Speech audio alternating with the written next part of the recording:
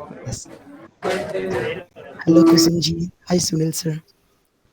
Yes, sir, good evening. Hello. Hello, Neha ji. Good evening, all. Good evening. Good Good evening. evening, Good evening. Simple ji.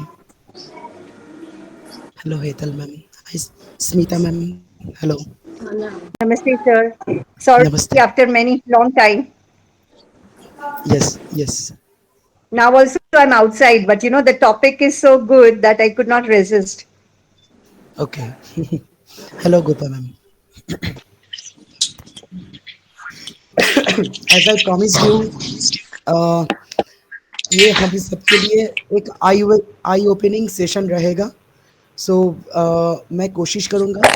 So obviously मैं सबको कहूँगा बहुत ठंडे दिमाग से सोचने के लिए आज के सेशन को अच्छी तरीके से. ठीक है.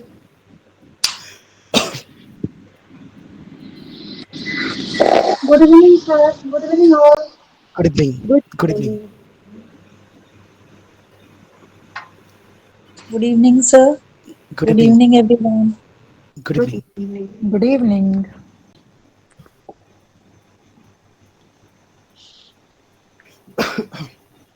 सो आज का सेशन है एंगर मिस्ट्री के ऊपर. ठीक है. सो एंगर को अलग कीजिए एंड मिस्ट्री को अलग कीजिए.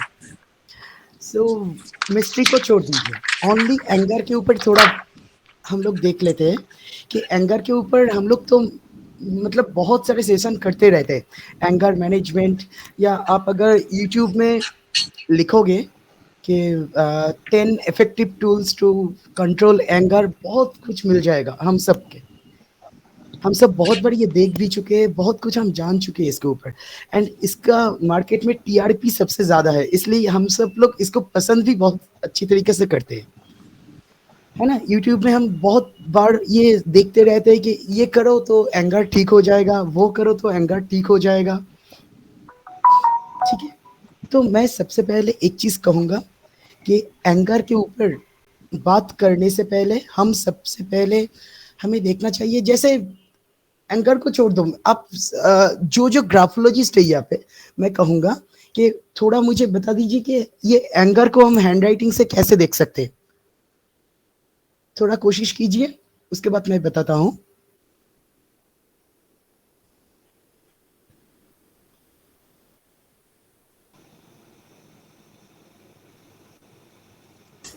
So handwriting में strokes आना, club stroke और Club strokes. Okay, very good. Club stroke आना. Anything more? आई के ऊपर डॉटिंग जो होता है वो भी अगर क्लब स्ट्रोक की तरह हो जाता है तो उसमें इरिटेशन आएगा तो एंगर आएगा. Okay okay okay, very good. Sir sentence या वर्ड खत्म करते हुए शार्प ये देना. अच्छा, pen edges. Flick. Pen flick. Pen flick. Yes. Angular handwriting हो. Angular handwriting. Okay, very good. Angular. Yes. अच्छा, ठीक है. सो एक्चुअली हम सबके ना, जब जो लोग काउंसलिंग करता होगा, आप सब ने देखा होगा कि हम सबके पास बहुत सारे बच्चा आते हैं कि उसका पेरेंट्स आते हैं, बोलता रहता है कि मेरा बच्चा बहुत ज़्यादा गुस्सा हो जाते हैं, मेरा हस्बैंड बहुत जल्दी मेरे साथ गुस्सा हो जाते हैं, कि मेरा वाइफ बहुत जल्दी गुस्सा हो जाता है, एवरी डे ये चलता रहता है. तो कभी सोच के देखिए, are we really honest to show our anger? आपके बेटा अगर आपके ऊपर गुस्सा दिखाते हैं, आपके बेटा क्या हमेशा उसके टीचर के ऊपर की क्या गुस्सा दिखाते हैं? नहीं दिखाएगा, आपके ऊपर दिखाते हैं. तो आपके बच्चा जब आपके ऊपर गुस्सा दिखाते हैं लेकिन आपके टीचर के ऊपर नहीं दिखाते हैं, so that means biasedness is there. तो हम एक्चुअली डिसऑनेस्ट है ना. ये गुस्सा दिखाने के भी डिसऑनेस्ट है हम लोग. हम अपने हस्बैंड के ऊपर गुस्सा दिखाते हैं या अपने वाइफ के ऊपर गुस्सा दिखाते हैं, लेकिन मैं अपने बॉस के ऊपर गुस्सा नहीं दिखाता हूँ, क्योंकि वहाँ पे नौकरी छूट जाने का सवाल होता है. तो यहाँ पे हम लोग डिसऑनेस्ट बन जाते हैं, इजंट इट? तो गुस्सा एक्चुअली हम कहाँ पे दिखाते हैं? गुस्सा एक्चुअली हम कब दिखाते हैं? Whenever if we see जहाँ पे मेरा एंगर एक्सेप्टेबल है वहां पे ही हम लोग दिखाते हैं गुस्सा, है ना। Yes.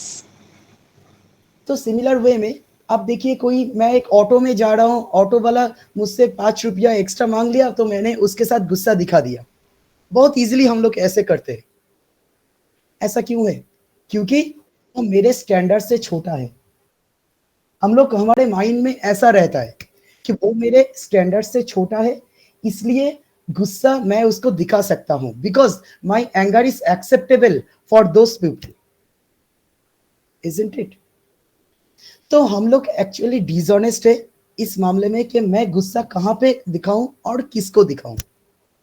तो ये एक जगह है गुस्सा, एंगर दिखाने का। तो ऑब्वियसली मैं एक चीज कहूंगा, जब हम लोग ये गुस्सा दिखाते हैं इसको थोड़ा और एनालिसिस करते हैं, थोड़ा डीप एनालिसिस, क्योंकि आज का सेशन है, कोई ऐसा सेशन नहीं है कि मैं कोई 10 टेक्निक बता दूं एंगर को कंट्रोल करने का या एंगर मैनेजमेंट करने का, क्योंकि आप यूट्यूब में सर्च करोगे तो आपको मिल जाएगा बहुत सारा टॉपिक इसके ऊपर। लेकिन हम लोग आज देखेंगे कि एंगर का पीछे, एंगर के मिस्ट्री क्या है, इसके पीछे एक्चुअल राज क्या है, एक्चुअल प्रॉब्लम कहां से शुरू होता है एंगर का। ठीक है, तो अभी आपके पास एक बच्चा आ रहा है जो बोल रहा है, जिसके पापा मम्मी बोल रहे हैं कि मेरा बच्चा बहुत ज्यादा गुस्सा हो रहा है। तो गुस्सा होने के बाद वो क्या क्या करते हैं?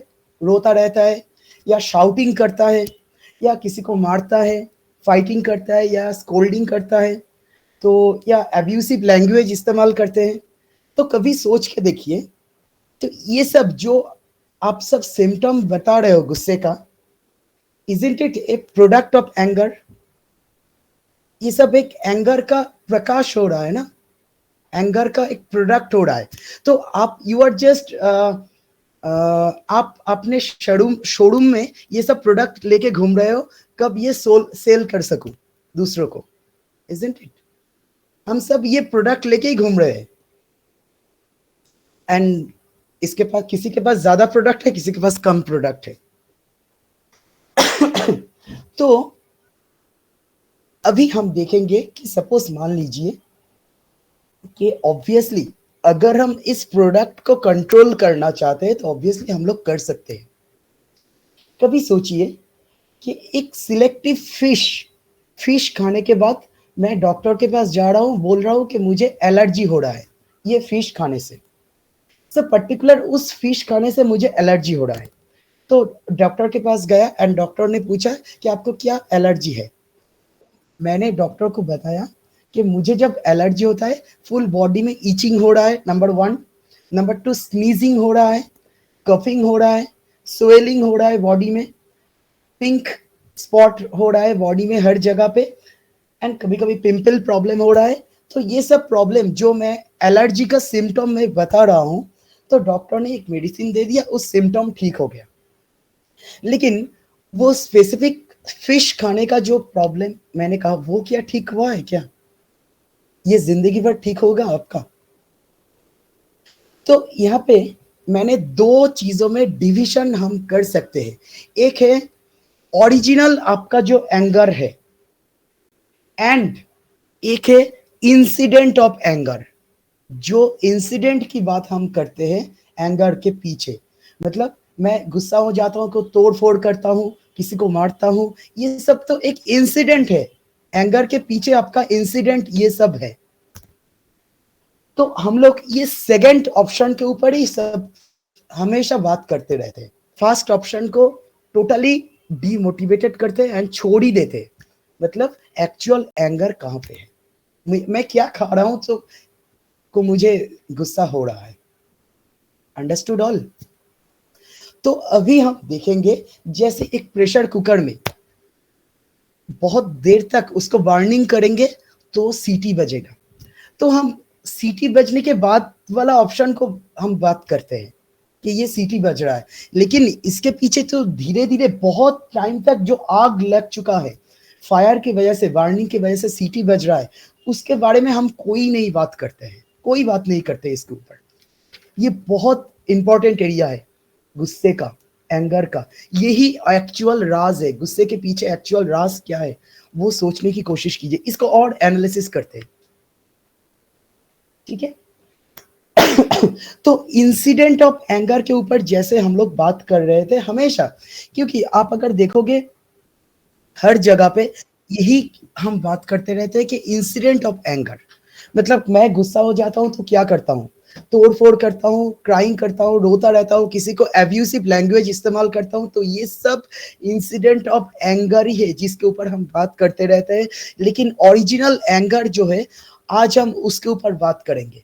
तो ओरिजिनल एंगर के पीछे जो मैंने बर्निंग का एग्जांपल दिया, प्रेशर कुकर जो बर्निंग हो रहा है, ये बर्निंग एक्चुअली प्रेशर कुकर को आप अपने लाइफ को सोचिए, that is your life, and pressure cooker का सीटी बज रहा है मतलब आप अपने एंगर को शो अप कर रहे हो, ठीक है। एंड इसके पीछे जो बर्निंग हो रहा है इतने टाइम से, ये बर्निंग में इसके पीछे जो बर्निंग हो रहा है, इस बर्निंग को हम कहेंगे इनर डिजायर। इनर डिजायर, यही एंगर का मेन राज है, हमारा inner desire. Understood all? Okay, तो ये जो इनर डिजायर के बात हम लोग आज करेंगे, ये है original anger issue. Original anger यहीं से शुरू होता है। Is it clear to all? So we all think, हम लोग सब सोचते रहते प्रेशर कुकर का सीटी क्यों बज रहा है। तो प्रेशर कुकर का सीटी स्टॉप करने के लिए आप क्या करोगे? प्रेशर कुकर के ऊपर बैठ जाओ, सीटी बंद हो जाएगा। तो हम लोग क्या कर सकते हैं, जब प्रेशर कुकर के ऊपर बैठ जाएंगे तो सीटी बंद हो जाएगा। तो लेकिन एक टाइम आएगा जब प्रेशर कुकर ब्लास्ट हो जाएगा, इजंट इट? तो अगर आप अपने एंगर के ये जो इंसिडेंट की हम बात कर रहे हैं, इस इंसिडेंट को स्टॉप करने की या सप्रेस करने की कोशिश करेंगे, तो ऑब्वियसली आप में क्या होगा? आप में डिप्रेशन पैदा होगा, आप सुसाइड भी कर सकते हो, मर्डर कर सकते हो, या एडिक्टेड हो सकते हो, ड्रग एब्यूज्ड हो सकते हो, या कुछ भी एब्यूज्ड हो सकते हो बहुत इजीली, इजंट इट? तो हमने ये देख लिया जैसे। तो अभी हम, अगर कोई देखता है कि इस एंगर के इंसिडेंट जब होता है, कोई आपके पास आता है, तो आप क्या कह सकते हो? अब बहुत सारे तो वे है एंगर के इंसिडेंट के ऊपर। आप उस बच्चे को, कोई बच्चा अगर गुस्सा करता है तो उसको 2 थप्पड़ मार दो, चुप हो जाएगा। या 1 गिलास पानी उसके ऊपर फेंक दो, गुस्सा ठंडा हो सकता है। और उसको काउंटिंग करने के लिए कहो 10 से 1 या 1 से 10। बहुत सारे मार्केट में वे है, आप यूट्यूब करोगे तो बहुत कुछ मिल जाएगा, गूगल में मिल जाएगा। तो ओरिजिनल जो एंगर है ये आ रहा है कहां से? आवर डिजायर से। तो इस डिजायर को अगर आप गीता में देखोगे, गीता में यही कहा गया था कि क्रोध का जन्म कहां से होता है? काम से होता है। काम का मतलब होता है डिजायर, डिजायर से क्रोध का, दैट मीन्स एंगर का जन्म होता है। अंडरस्टूड? तो ये जो डिजायर है, इसको हम बहुत तरीका से हम थोड़ा एनालिसिस कर लेते हैं। Is it clear to all? So अभी आप मान लीजिए मुझे कुछ डिलीशियस फूड देखने से ही मेरे जबान पे पानी आ जाते हैं, मैं बहुत ग्रीडी हो जाता हूं। तो मेरा जबान अगर आप काट दोगे तो क्या बंद हो जाएगा ये ग्रीडीनेस? कभी नहीं होगा, ठीक है। तो कोई भी वे आप देख लो, आप एक काम कर लो, कभी सोच के देखिए, ये जो हम बात करते हैं इंसिडेंट ऑफ एंगर का, ये सब आखिर में होता क्या है? एक केमिकल का इम्बैलेंस है हमारे बॉडी में, हार्मोनल इम्बैलेंस है, ठीक है। तो आप कुछ करने का, कोई यूट्यूब करने का भी जरूरत नहीं। आप बहुत ज्यादा गुस्सा हो जाते हो, कोई डॉक्टर के पास चला जाओ।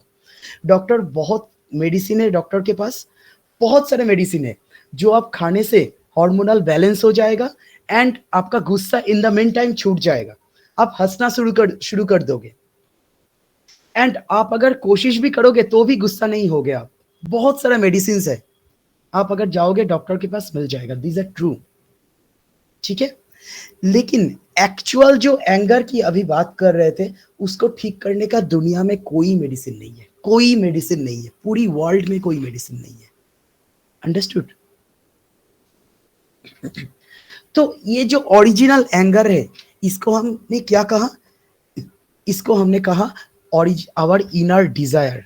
तो इनर डिजायर जनरली, इसको अगर हम एनालिसिस करते हैं, रिलीजियस वे से एनालिसिस करेंगे, तो जनरली हम लोग कहते हैं कि हमारे लाइफ का 6 एनिमी होता है, जिसको हम काम, क्रोध, लोभ, मद, मोह, मत्सर्य कहते हैं। और sex, anger, greed, delusion, pride, anxiety, sorry jealousy. Sex, anger, greed, delusion, pride, jealousy, ये 6 एनिमी कहा जाता है, जहां से ये एंगर का जन्म होता है और इनर डिजायर का जन्म होता है। इनर डिजायर, ठीक है? तो इसको अगर हम साइकोलॉजिकल वे से देखेंगे, मान लीजिए ग्राफोलॉजिकल वे से देखते हैं, तो ग्राफोलॉजिकल वे से देखेंगे तो इसी को हम, ये इनर डिजायर जन्म होता है कहां से? 3 जोन से, एक मेंटल एरिया, सोशल एरिया, एक फिजिकल एरिया। इस 3 जगह से इनर डिजायर को हम लोग देख सकते हैं, ठीक है? यहां तक क्लियर हुआ सबको? इसके बाद हम थोड़ा और डीप एनालिसिस कर लेते हैं, ठीक है? Let me share the screen.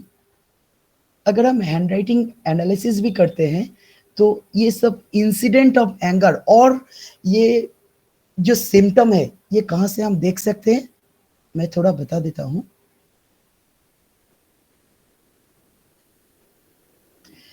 ये जो इनर डिजायर की बात किया हमने, इस इनर डिजायर हमें मिलेगा इस एरिया से। अगर कोई सपोज कोई ऐसे लिख रहा है, बहुत बड़ा करके ऐसे लिख रहा है, और सपोज कोई ऐसे लिख रहा है और ऐसे लिख रहा है, ये लोअर जोन हो गया, ये अपर जोन। सपोज कोई मिडिल जोन में ऐसे लिख रहा है, ठीक है? तो इन सब जगह से ना हम सबको ये इनकम्प्लीट डिजायर मालूम पड़ता है, कितना है हमारा डिजायर। Is it clear? तो कभी सोच के देखिए, जो आपको कहेगा कि मैं बहुत जल्दी गुस्सा हो जाता हूं, आप उसके लाइफ को देख के ना थोड़ा, you should be feeling pity for that person actually, क्योंकि वो अपने लाइफ को हेल कर चुका है। क्योंकि जो कहेगा कि मैं बार बार गुस्सा हो जाता हूं, तो उसके लाइफ में actual full life is getting burned, actually पूरा बर्निंग हो रहा है उसके लाइफ एक्चुअली। एंड जब वो गुस्सा दिखा रहा है, वो बस इंसिडेंट ऑफ एंगर की बात कर रहा है, ठीक है? तो उसके फुल लाइफ बिकम फ्रस्ट्रेटेड।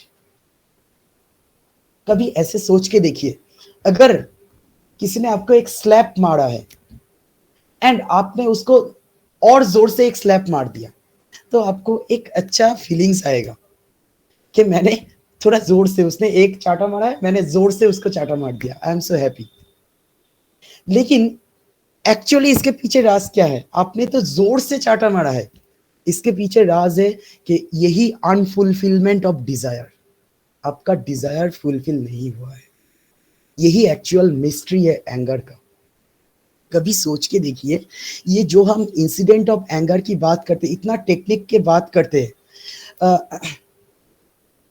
जब कृष्णा एंड अर्जुन की बात हो रहा था, जो कृष्ण ने ओनली एक फिंगर से गोवर्धन पर्वत को उठा सकता था, उसके पास क्या कोई ऐसे टेक्निक नहीं होगा? 10 टेक्निक नहीं बता सकता था अर्जुन को कि ये टेक्निक आप कर लो, मान लो कि आपका गुस्सा शांत हो जाएगा, आपका एंगर ठीक हो जाएगा?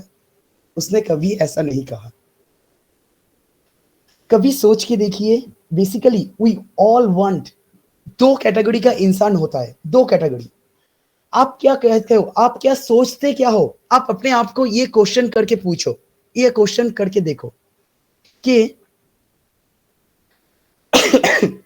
किसी ने, एक आदमी आया एंड आपको बोला कि आपका कैरेक्टर अच्छा नहीं है, आप ये कैरेक्टर को चेंज कर लो। आप उसके बातों से क्या कैरेक्टर चेंज कर लोगे? कोई करेगा क्या? कोई बताइए।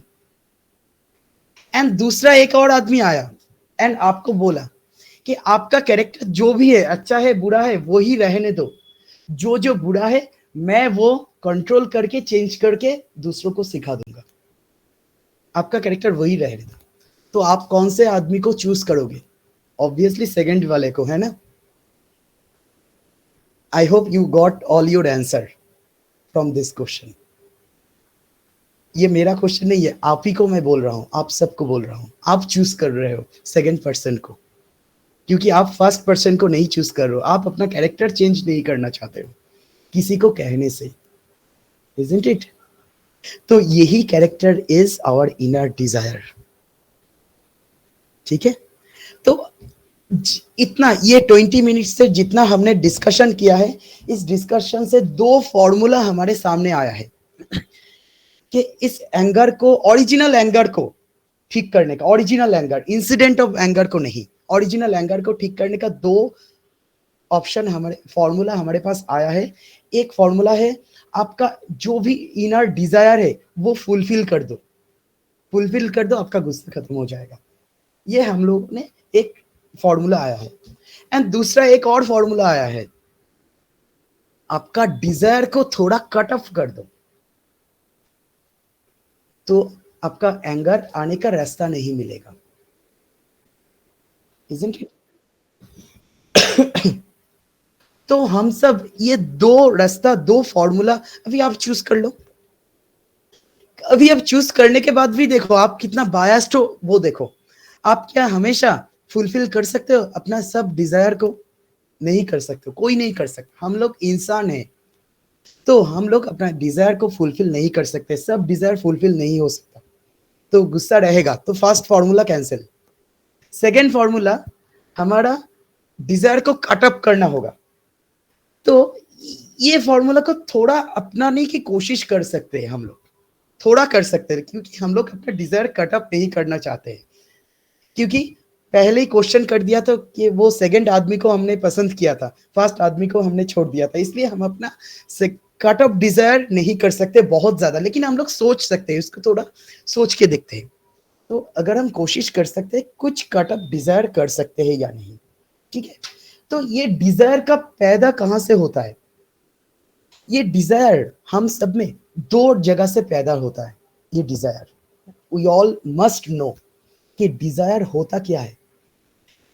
ये इनर डिजायर है कि हमारा what to desire and how much to desire, ये दो एरिया है। ठीक है, हम लोग एक्चुअली डिजायर का मतलब क्या है, व्हाट टू डिजायर, क्या चाहते हैं। That means what to desire equal to nature, हमारा नेचर क्या है।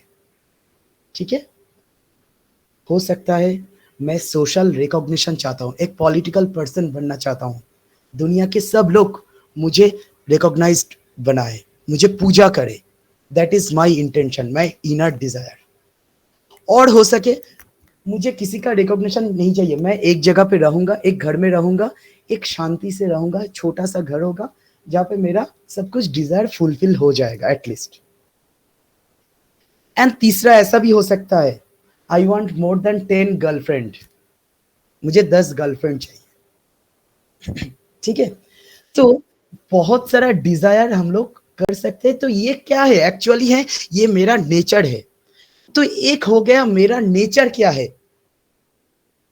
एक नेचर को देखना है। दूसरा है, मुझे अगर 10 गर्लफ्रेंड चाहिए, उस 10 गर्लफ्रेंड को संभालने का कैपेबिलिटी तो होना चाहिए मुझे, है ना? तो ये सेकंड जो ऑप्शन है, मेरा एबिलिटी, मेरा ability. First is the nature. इतना डिस्कशन हमने किया अभी तक, इस डिस्कशन का नटशेल दो वर्ड में आ गया हमारे सामने। एक आया है हमारा नेचर एंड दूसरा आया है हमारा एबिलिटी। यहां तक क्लियर हुआ सबको? Yes sir, super. ठीक है, तो हम लोग थोड़ा डीप एनालिसिस करते करते जा रहे हैं, थोड़ा डीप जाने की कोशिश कर रहे हैं। तो एक आ गया हमारा नेचर, दूसरा आ गया हमारा एबिलिटी। तो नेचर को हम कैसे देखेंगे? नेचर जनरली हमारा 3 गुण के ऊपर डिपेंड करते हैं, जो सत्व रज तमो हमारा नेचर होता है। ठीक है, तो इस नेचर सत्व रज तमो मैं बाद में आता हूं इसके ऊपर। हम लोग एबिलिटी कैसे देख सकते हैं, मतलब मेरा एबिलिटी कितना है। देखिए, अगर मुझे 100 रुपया इनकम करने का मेरा एबिलिटी है, लेकिन मैं मांग रहा हूं 500, तो मुझे क्या होगा, फ्रस्ट्रेशन होगा। ठीक है, फ्रस्ट्रेशन होगा। एंड अगर मैं नहीं कर सकता, 50 रुपीज अर्निंग कर रहा हूं, तो भी मुझे फ्रस्ट्रेशन होगा। ठीक है, तो ये हम हैंडराइटिंग से भी देख सकते हैं। एंड एक और जगह है, इंटरेस्टिंग जगह, मैं दिखा देता हूं हैंडराइटिंग से।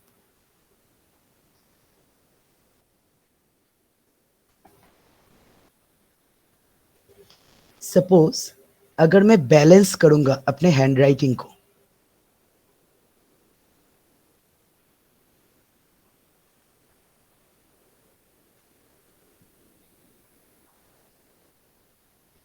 ये मॉडल ओवरऑल बैलेंस्ड है। ओवरऑल मैंने सपोज मान लीजिए ये भी जितना है, ये भी जितना है, ये भी थोड़ा ये बड़ा हो गया। ठीक है, तो इसको हम नेचर कहेंगे, हमारा हैंडराइटिंग का नेचर।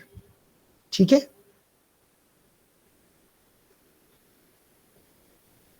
तो ये वाला एरिया, ये वाला एरिया,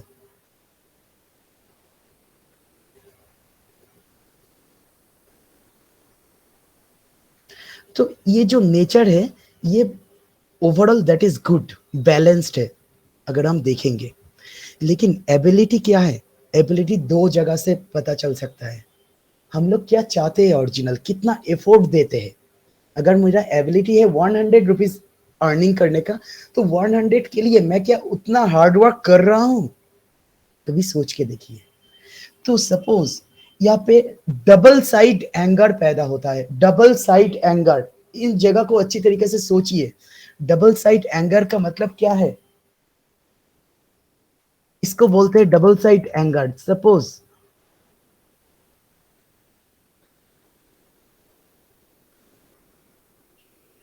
देखिए, ये मिडिल वाला जगह कितना छोटा हो गया, ये बड़ा हो गया।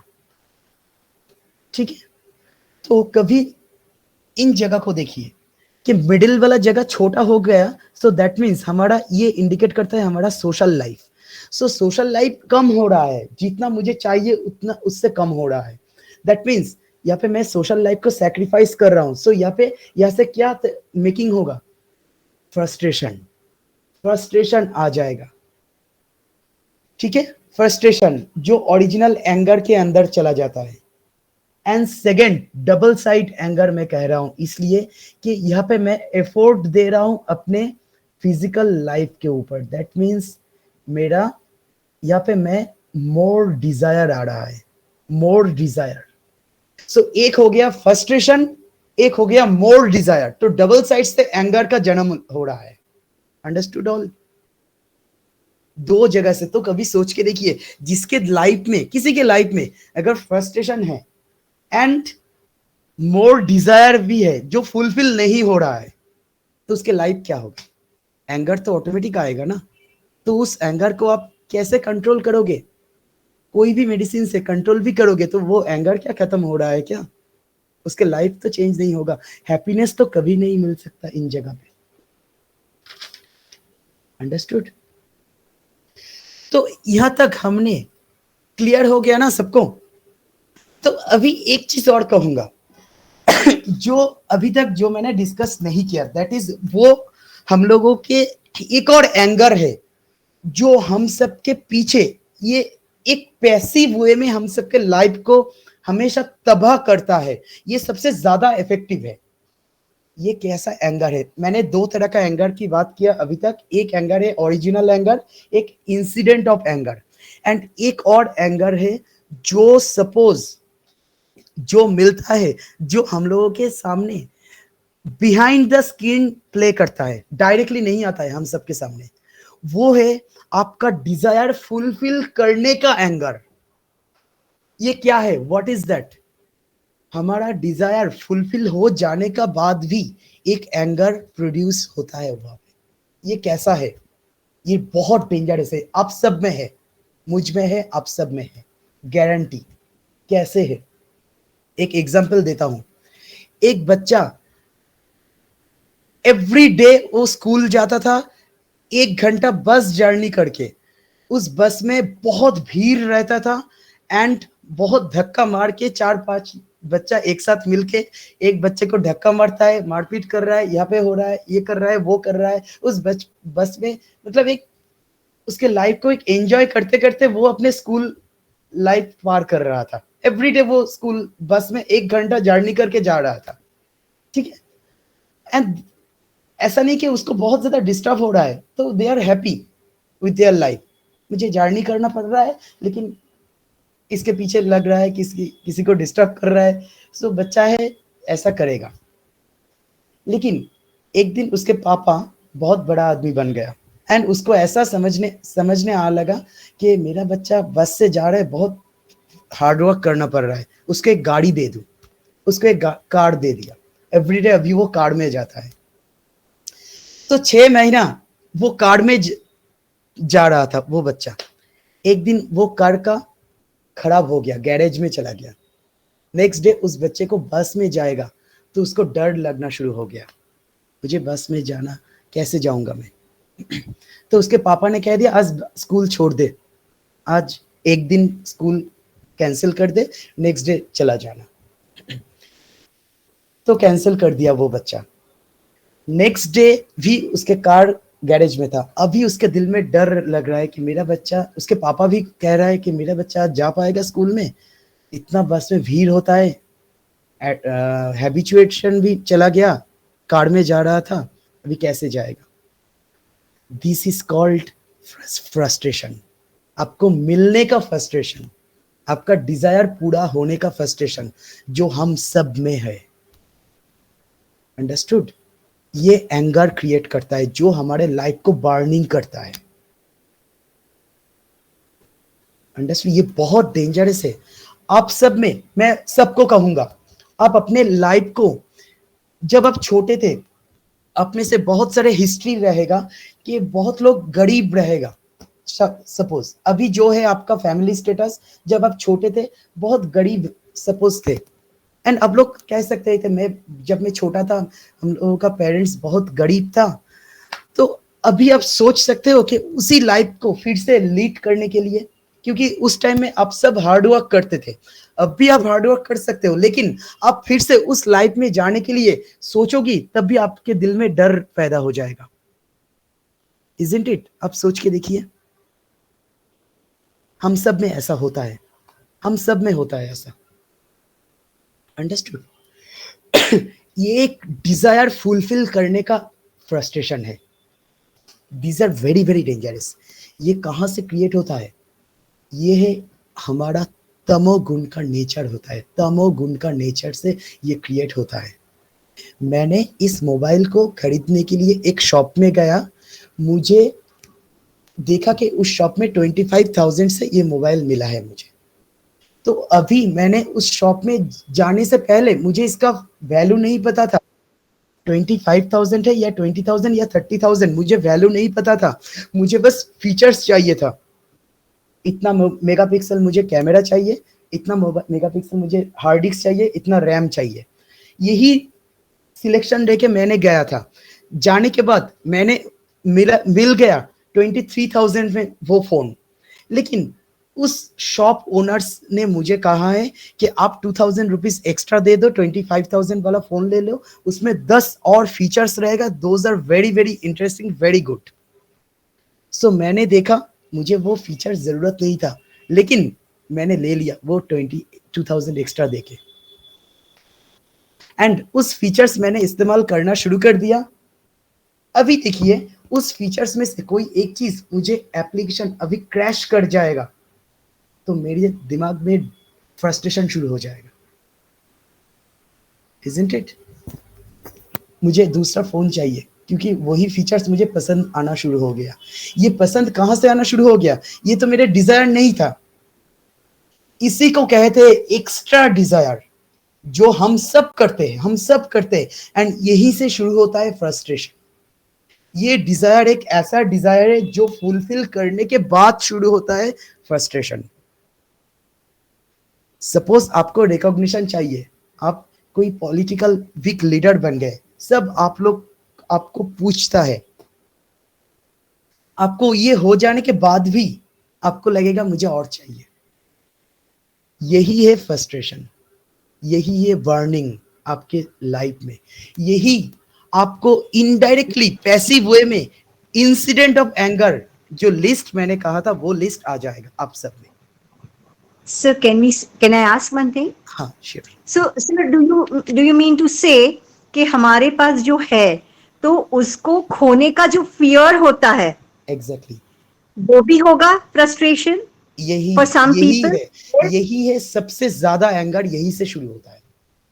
डर एक, exactly exactly the fear of losing what you have. Exactly and Yes. what we have नहीं, what we are having extra। हाँ, extra what we are having. मुझे Now we don't want to 20,000 leave that. मुझे 20,000 वाला salary से मेरा life चल रहा था बहुत अच्छी तरीका से, लेकिन अभी मुझे 40,000 वाला सैलरी मिल रहा है, ठीक है, तो इसको छोड़ने का डर मुझे और रहेगा। Yes. मैं अभी इस 40,000 वाला सैलरी से मेरा लाइफ जब गुजर रहा है तब 10 साल के बाद मुझे ऐसा लगेगा, मुझे हमेशा डर रहेगा कि मुझे ये नौकरी छूट जाए तो 20,000 वाला सैलरी मुझे मिलना शुरू हो जाएगा। That is very unacceptable for me right now, ठीक है। Okay. Insecurity also, right, sir? Insecurity and इसी का नाम है इनर फियर। इनर फियर, इसी का नाम है इनर फियर जो हम सब में रहता है। Understood all? यही है एंगर का मेन मिस्ट्री। तो हमने आज 3 तरीका से एंगर को डिफाइन किया। First is the original anger, next is anger को जब इंसिडेंट ऑफ एंगर, जो एंगर प्रकाश हो रहा है वो है एंगर, एंड तीसरा है फुलफिलमेंट ऑफ डिजायर, वो भी पैसिव वे में एंगर क्रिएट करता है। Understood all? यहां तक क्लियर हुआ सबको? सो ये बहुत ज्यादा, हम फिर से कह देता हूं, Sir, can you repeat third one? Third one is जो हमारा डिजायर फुलफिल हो जाने के बाद मिलता है जो एंगर, ठीक है, जिसको हम इनर फियर कहते हैं। These are very dangerous. ये कभी नहीं खत्म होता है, ये कभी नहीं खत्म होता है। ये तमोगुण से पैदा होता है, तमोगुण से, जो हमारे डिल्यूशन से पैदा होता है। आप अगर किसी को प्यार करोगे ना, वही से डिल्यूशन शुरू होता है, ठीक है। आपने एक Excuse me, that inner fear means it is not, that fear is not coming outside, right? Yes, To be exactly. inner. वो हमारे ऑटोमेटिक हमारे सामने नहीं आएगा, पैसिव वे में हमें डिस्टर्ब करेगा, अनकॉन्शियस माइंड में रहेगा, सप्रेस होके रहेगा, Okay. ठीक है। सपोज मुझे एक डॉगी को बहुत पसंद है, तो जिसको ही हम प्यार करते हैं ना, उसको हम एक्चुअल प्यार करने के बाद ही उसमें मोह आना शुरू हो जाता है, उसको डिल्यूशन आना शुरू हो जाता है। तो मुझे डॉगी से प्यार है, तो इस डॉगी को प्यार करने की जगह मैंने उसको एक गले में पट्टा डाल के मैंने घर में रख लिया, पेट बना के, ठीक है। मुझे एनिमल को प्यार है, तो उस एनिमल को मैंने एक जू बना लिया अभी, तो एनिमल को कवर कर लिया एक जगह पे। तो ये कैसा प्यार है? जो आप क्या, कोई मुझे एक चीज बताइए, आप में से कोई भी ऐसा कह सकते हो कि मैं अपने हस्बैंड को या वाइफ को कोई और ऑपोजिट जेंडर के साथ सेम एज का जो उसको प्यार करता है, जो उसको प्यार करता है, उसको लेके वो अकेला मूवी पर जाएगा, आप ये अलाउ करोगे? कोई अलाउ करोगे? आप ये कहिए। I will allow. तो हम कोई जनरली अलाउ नहीं करते हैं। You are the extra example, exceptional. No one will allow. But after a certain age, there is no fear. No, even if it is female or male, both never allow. Yes yes yes. तो हम लोग allow नहीं करते, ऐसा क्यों? हम लोग अपने हस्बैंड और वाइफ को ट्रस्ट नहीं करते हैं? नहीं, ऐसा नहीं है, हर कोई ट्रस्ट नहीं करता, ऐसा बिल्कुल नहीं है। हम लोगों को ना एक इनर फियर रहता है, उसको खो ना दूं, उसको अधिकार करने की कोशिश करता हूँ। ही इज माई हस्बैंड और he is my wife, he is only personal mine. नहीं, सो इधर से Well, मोह obsession शुरू is होता है।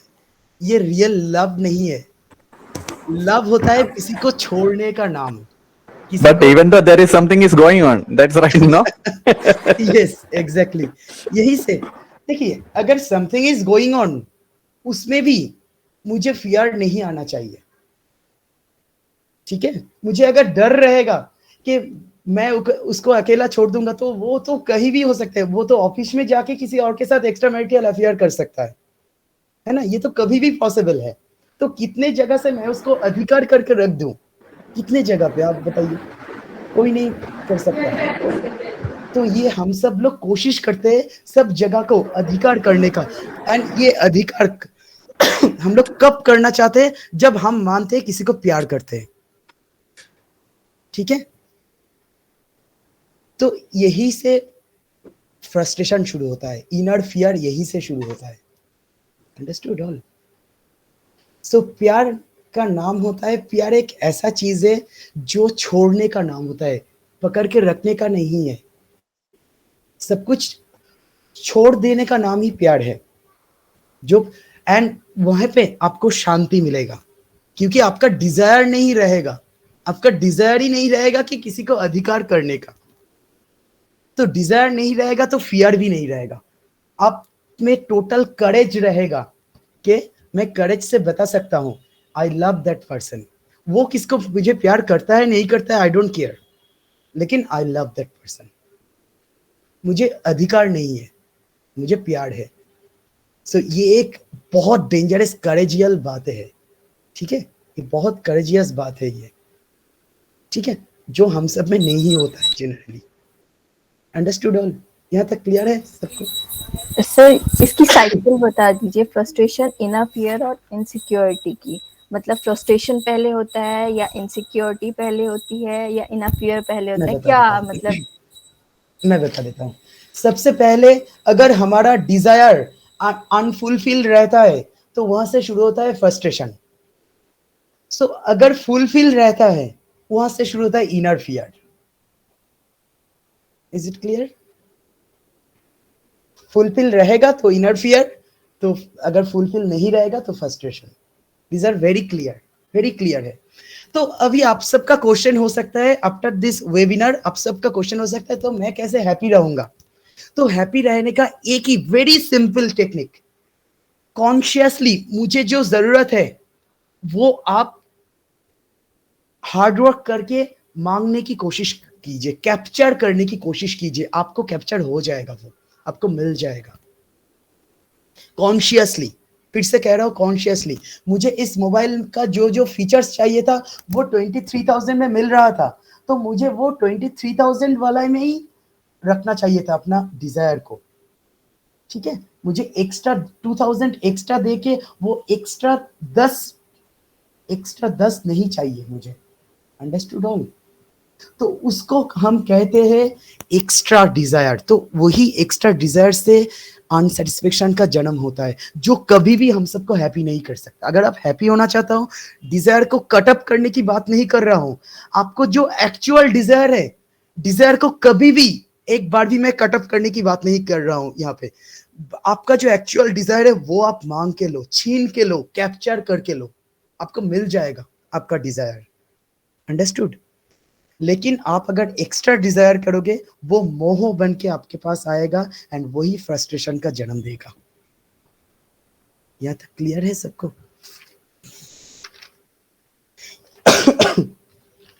अच्छा, तो आज मैंने दो थेरापी की बात कर रहे थे। मैंने सबको कहा था मैं 2 थेरापी दूंगा, जो फिर से कह देता हूं ये दोनों थेरापी बहुत इंपॉर्टेंट थेरापी है एंड इसका पावरफुल थेरापी है। ये 2 थेरापी मैं दिखाता हूं एंड ये थेरापी करने से आज करोगे तो कल आपका सेटिस्फाइड हो जाओगे, बिल्कुल ऐसा नहीं है। ये पैसिव वे में आपके एंगर को ठीक कर सकता है, नॉट ओनली एंगर, आप हम सबके लाइफ का जो ये बर्निंग वाला पार्ट मैं कह रहा था वो बर्निंग को ठीक कर सकता है ये दोनों थेरापी, ठीक है। मैं दिखा देता हूँ, बहुत सारा थेरापी है उसमें से मैं दोनों दिखाता हूँ सबको।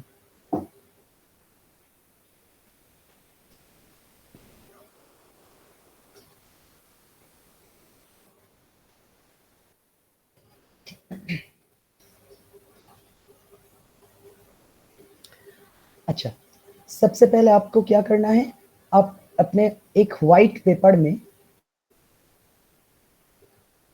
बस ऐसे फुल स्टॉप दो, एक डॉट बना।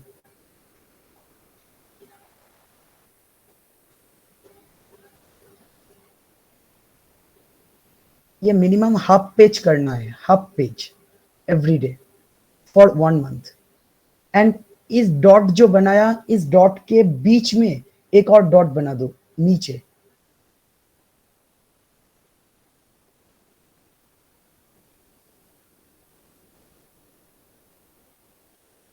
ठीक है, तो अभी आपका थेरेपी शुरू होगा इधर से।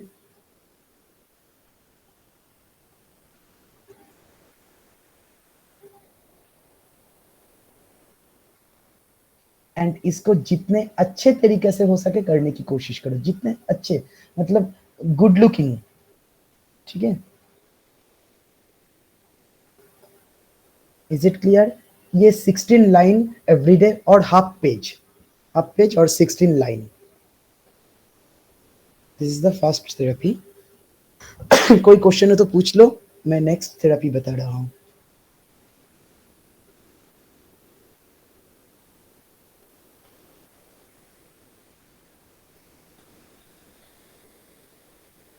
How will it help? Means this curve is going to help?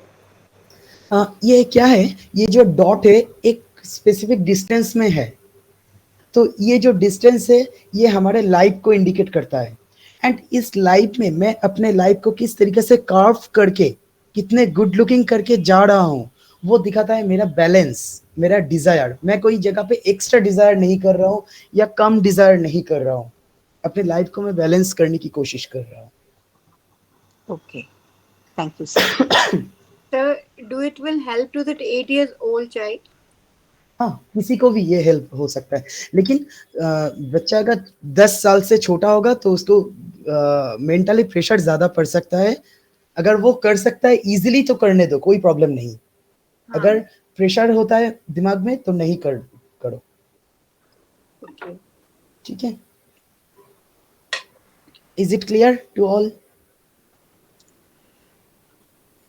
देखिए, आज मैंने एंगर के ऊपर जो बात, जितना सारा बात किया, आई होप ये बहुत जगह पे आपने सुना नहीं होगा। ठीक है, जितना मैंने एनालिसिस किया है, क्योंकि इसका मार्केट में टीआरपी थोड़ा कम है। मार्केट में टीआरपी ज्यादा है। 10 effective way to control your anger management, ये सब का टीआरपी लेवल बहुत हाई होता है। तो ये टेक्निक कर लो, 10 में से 1 से 10 तक काउंट कर लो, गुस्सा हो जाओगे तो, या 10 से 1 तक काउंट कर लो, 10 बार ओम चैंटिंग कर लो।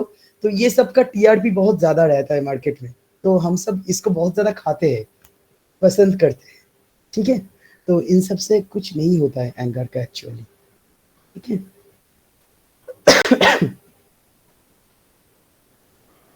So minimum how many days should be practiced like this pattern? Minimum 1 month, minimum 1 Minimum month, and max 1 month. Okay. हाँ, इसका कोई साइड इफेक्ट नहीं है। अच्छा, Okay. एक और थेरेपी मैं दिखा देता हूँ। Suppose this is your page. आपको क्या करना है, आपको इस पेज में, सफेद पेज, व्हाइट पेपर, आप इस पेज में इस तरीके से लाइन खींचो। सीधा लाइन नहीं, ऊपर नीचे ऐसे, कभी ऊपर कभी नीचे, जैसे आपका मर्जी।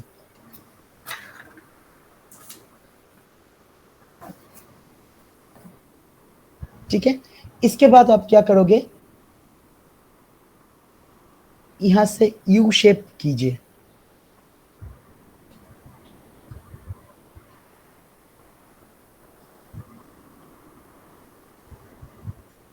यू शेप, लाइन को टच करके, दोनों लाइन को। ठीक है, ऐसे यू शेप कीजिएगा। उसके बाद ये ऑपोजिट यू शेप कीजिएगा, दैट मीन्स लेटर एम की तरह, नेक्स्ट लाइन में। ठीक है, ठीक उसी तरीके से यू शेप। एंड मैं यहाँ पे कंप्यूटर में दिखा रहा हूँ इसलिए मुश्किल हो रहा है मुझे, लेकिन इन सब का डिस्टेंस एक होना चाहिए।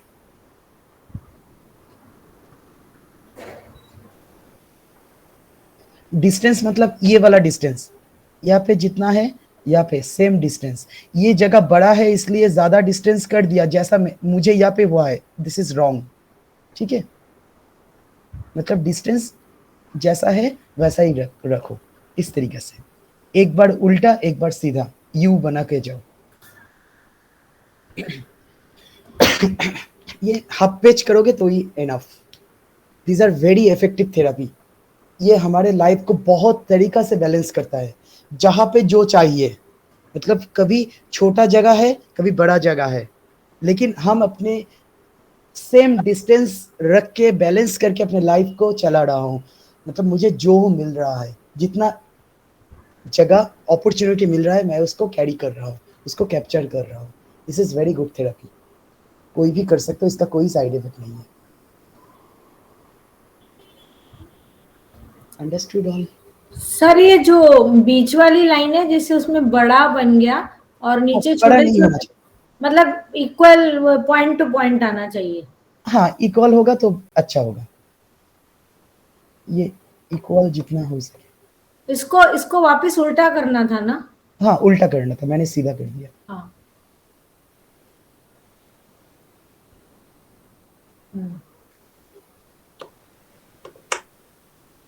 So then how to calm the children जो 8 years old है, जो गुस्सा है? How to calm that children? हाँ। उसके गुस्से को ठंडा करने के लिए एक गिलास पानी दे सकते हो उसके सर के ऊपर, ठंडा हो सकता है। Isn't it? तो जब वो गुस्सा होता है, ये तो मैंने कहा पहले से मैं कहता आ रहा हूँ, ये सब गुस्सा होने का एक इंसिडेंट है। ठीक है, जब वो गुस्सा हो जाता है तो क्या करता है, कोई एब्यूसिव लैंग्वेज इस्तेमाल करता है, कोई फाइटिंग करता है। ये सब इंसिडेंट है गुस्सा होने का। एक्चुअल गुस्सा ये नहीं है। एक्चुअल गुस्सा है जो प्रेशर कुकर बहुत दिनों से, बहुत देर से वो वार्निंग हो रहा है, सीटी बज रहा है, तब आपको याद आ रहा है। ठीक है, तो सीटी कैसे स्टॉप करोगे? उसके बाद छोड़ दो, आप उसके ओरिजिनल लाइफ को देखो, उसके लाइफ को ट्रीटमेंट करो, गुस्से को ट्रीटमेंट मत करो। Understood? Sir in any therapy, कोई भी थेरेपी 6 months मैक्सिमम कर सकते हैं ना, not more than that? No no no, बहुत दिन तक भी कर सकते हो, कोई प्रॉब्लम नहीं है। Okay okay, thank you. And generally मैं जो थेरेपी दिखा रहा हूँ, इन सब का कोई साइड इफेक्ट नहीं है, एंड ये बहुत दिन तक भी कर सकते हो, कोई प्रॉब्लम नहीं। इन सब का बहुत अच्छा इफेक्ट मिलता है इन सब में। I hope it's clear to all today. Sir क्या Very clear, sir. Superb, sir. Really very nice. Sir क्या दो अलग अलग by scale also, sir? The lines we can draw by scale? हाँ, स्केल से कर सकते हो या वैसे भी कर सकते हो, कोई प्रॉब्लम नहीं है। Okay. ठीक है, बट सीधा नहीं होना चाहिए, straight should not be. Okay, up down ऐसे करके। Yes. Thank you, sir. Thank you. ठीक है, आई होप कुछ नया सीखने को मिला आप सबको। Yes, sir. Yes sir. Thank you, sir. Thank you. Thank you. Sir क्या दो अलग अलग प्रॉब्लम्स के लिए, जैसे कि अभी आपने एंगर पर आया और परसिस्टेंसी हो गया, तो क्या दोनों चीजों के लिए थेरेपी एक साथ हम यूज कर सकते हैं? हाँ, कर सकते हैं, कोई प्रॉब्लम नहीं। परसिस्टेंसी के लिए किस तरह का थेरेपी यूज करना चाहते हो वो देखना पड़ेगा, ताकि वो एंगर बढ़ा ना दे। ठीक है, मतलब एंगर नहीं बढ़ते हैं, इरिटेशन बढ़ते हैं। मैं एक चीज कहूंगा, जो हम सब में ना, जिसका मैंने ये इनर फियर की जैसा बात कर रहा था, ये सबसे ज्यादा हैंडराइटिंग में कहाँ पे इफेक्ट करता है पता है आप सबको? हमारे लेटर के शेप के ऊपर। लेटर के शेप के ऊपर इन सब का इफेक्ट सबसे ज्यादा पड़ता है। मैं फिर से बता देता हूँ, ठीक है, जो मैंने शायद स्किप कर गया। जितना हमारा शेप ऐसे स्क्वीज शेप होगा, स्क्वीज्ड हो रहा है, राउंड नहीं हो रहा है, ठीक है, ये ओवल की तरह हो रहा है, ये स्क्वीज्ड हो रहा है, ये राउंड नहीं हो रहा है, प्रॉपर राउंड। तो ये हैंडराइटिंग में सबसे ज्यादा इफेक्ट करता है हमारे, क्योंकि अनइजीनेस, इरिटेशन, ये सब होता है अनकॉन्शियस माइंड में, इन सब राइटिंग में। अंडरस्टूड? कोई क्वेश्चन है तो पूछ लीजिए, मैं बता दूंगा, ठीक है। एंड नेक्स्ट संडे कोशिश करेंगे मिलने के लिए नए टॉपिक के ऊपर। सर, आपने हाँ, जो फर्स्ट पैटर्न बताई उसमें आपने डॉट बताया, तो डॉट का ऐसा कुछ रहता है कि पर्टिकुलर सीक्वेंस चाहिए, ऐसा कुछ गैप? एक पर्टिकुलर गैप होगा तो अच्छा रहता है, गुड लुकिंग होना चाहिए। ओके, ठीक है, थैंक यू। आप जितना एस्थेटिक सेंस बनाओगे हैंडराइटिंग में, आपके लाइफ में भी उसका एस्थेटिक्सनेस आना शुरू हो जाएगा। ओके, थैंक यू ठीक है, So, thank one Thank you, sir. question. Thank you. Take care. Sir, I had one question. Yes सपना जी बताइए। सर, एक होता है कि लाइक गुस्सा एट एनी टाइम, जैसे रेगुलरली फ्रस्ट्रेशन जो डेली, जैसे many of the ladies have काम करते करते फ्रस्ट्रेशन, गुस्सा आ रहा है, इतना काम है, ये है। और एक होता है कि like person is very soft spoken and very calm and polite, but sudden rays of anger. So, like, how can these two different angers be dealt with? जो बहुत ज्यादा एवरीडे ऑल टाइम गुस्सा आ रहा है, उन लोगों के लाइफ को देख के you should be feeling pity, करुणा होना चाहिए आप सब, क्योंकि उसके लाइफ हेल हो चुका है, क्योंकि ड्यू टू फ्रस्ट्रेशन, क्योंकि प्रेशर कुकर बहुत दिनों से वो बर्निंग हो रहा है, एंड इतना ज्यादा बर्निंग हो चुका है, इतना फायर हो चुका है कि वो हमेशा सीटी बज रहा है, ठीक है। तो इस सीटी जो बज रहा है इसके लेके एनालिसिस मत कीजिए, बर्निंग वाला लाइफ को लेके एनालिसिस कीजिए, उसके लाइफ में कहाँ पे ये बर्निंग है, उसके डिजायर क्या है, कि कैसा है उसका डिजायर, ठीक है। बहुत लोगों को मैंने खुद देखा है कि उसका रिकॉग्निशन का इतना भूख रहता है, इतना हंगर रहता है रिकॉग्निशन का, कि उसको रिकॉग्निशन कहीं नहीं मिला, तो उसके लाइफ को एक रेस्टलेसनेस पैदा हो चुका है, अभी उसका उम्र हो चुका है, अभी काम करने का ताकत नहीं है, 60 या 65 ईयर्स हो चुका है उसका उम्र, तो काम करने का ताकत नहीं है। एंड वो क्या करता है, कोई भी आदमी उसके पास आता है तो उसको पकड़ पकड़ के बोलता रहता है, मैंने अपने पुराने लाइफ में क्या क्या कर चुके हैं, स्टोरी बताता रहता है। आप खुद भी देख सकते हो, इस तरह का आदमी बहुत है हमारे टोटल मार्केट में। ऐसा क्या है, इसके पीछे राज क्या है? ये फ्रस्ट्रेशन, ये unfulfilment of inner desire. Understood? तो उसके नेचर क्या है, रिकॉग्निशन का नेचर है। मैक्सिमम टाइम देखा जाता है कि आफ्टर 50 या आफ्टर 60 रिकॉग्निशन का हंगर क्रिएट होता है, क्योंकि बॉडी में ताकत नहीं रहा। तो मुझे अभी क्या चाहिए, इतने दिन से जितना मैंने हार्डवर्क किया है उसका एक इनाम मुझे चाहिए अभी, तो एक रिकॉग्निशन मुझे सबके पास से चाहिए अभी, ठीक है। ये हर किसी में हो सकता है। मैं अपने पापा को देखता हूँ कि 60 ईयर्स, लास्ट ईयर्स उसका शायद 61 है अभी, तो 2 साल पहले भी इतना हार्डवर्क करता था कोई रिकॉग्निशन का भूख नहीं था। अभी वो बहुत सारे एरिया का, हमारे एरिया का बहुत जगह से बहुत कॉमिटी का प्रेसिडेंट है, तो हर जगह पे एवरीडे कहीं ना कहीं उसको जाना पड़ रहा है गाड़ी लेके, कि अभी इसके मीटिंग है, यहाँ पे मीटिंग है, मुझे बुला रहा है तो मुझे जाना पड़ेगा। सो अल्टीमेटली क्या है, ये रिकॉग्निशन का हंगर है जो हम सबको रहता है, आफ्टर एक उम्र के बाद हम सबको होता है। मैंने बस एग्जांपल दिया मेरे पापा को लेके, तो ये होता है, हम सब में होता है, एक उम्र के बाद हम सबको होगा। एंड अभी एक चीज मैं बताऊंगा, जो आपने कह रहा है, जो बहुत ज्यादा काम एंड क्वाइट है, लेकिन एक बार गुस्सा हो जाता है तो बहुत डेंजरस हो जाता है।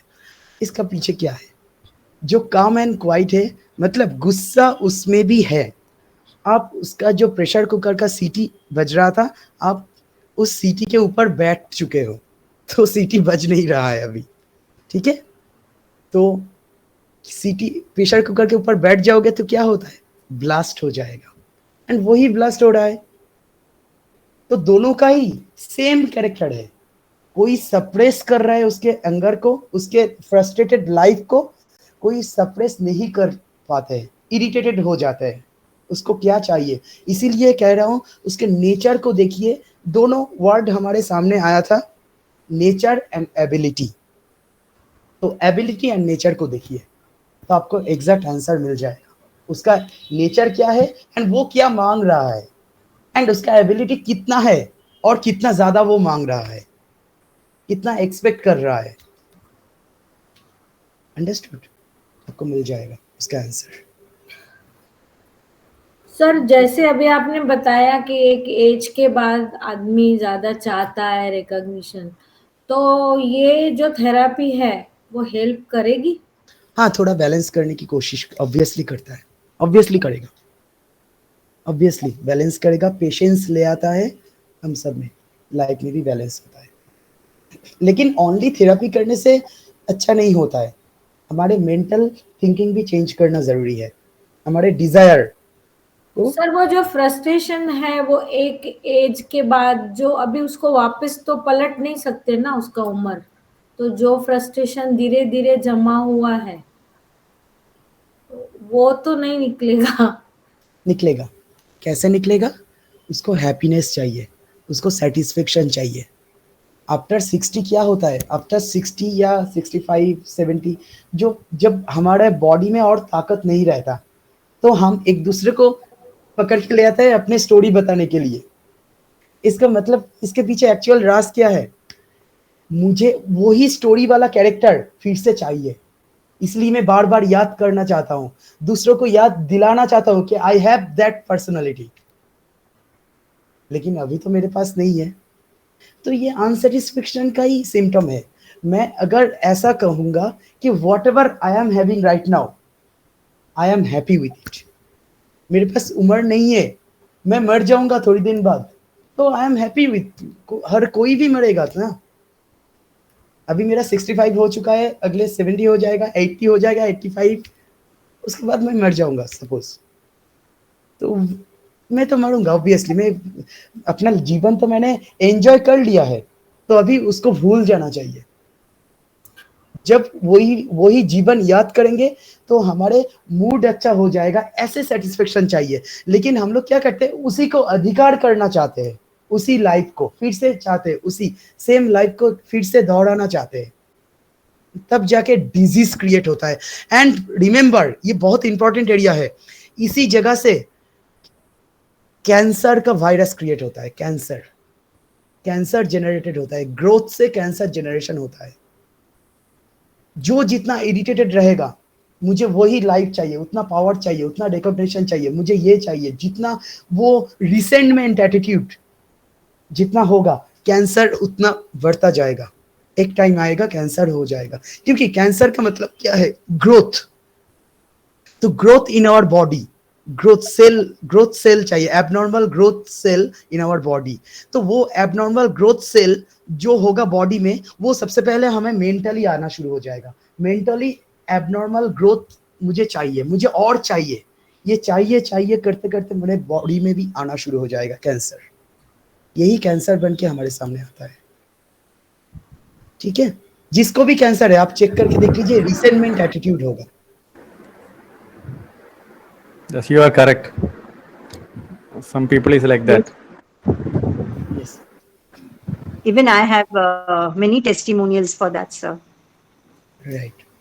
These are very true. ऐसा होता है। Anyway, चलते हैं आज के लिए। Good night. Thank you all. Thank you so much and take care. Thank you. Thank you, Mr. Tamal. Good night. Take care of your health. Thank you. Thank you. Thank you, sir. Take care of your health, Thank you, Mr. Tamal. Thank you. Thank you. Bye bye.